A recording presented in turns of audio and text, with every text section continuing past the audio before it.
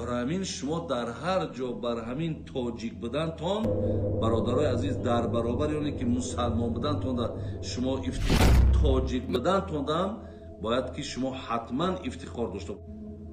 البته باعث افتخاره برادر عزیز.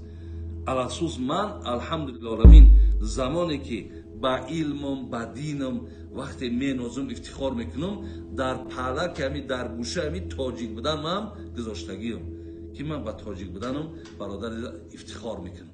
پهلک همی در گوشه همی تاجیک بودن من گذاشتگیم. برای وطن ما ایش که نه وطن ما دا واپشه یگون نه ابو نه مابو نه نه یگون کس نه یا وطن ما. این مرتدا که هستن یا باز غالبا در لباس چی داخل میشن در بین ما ها؟ در لباس ملت گرایی و قوم گرایی و قوم پرستی. مسلمان خود قوم پرست نیست. ما قوم پرستش نمیکنیم. قوم خود خوش داریم.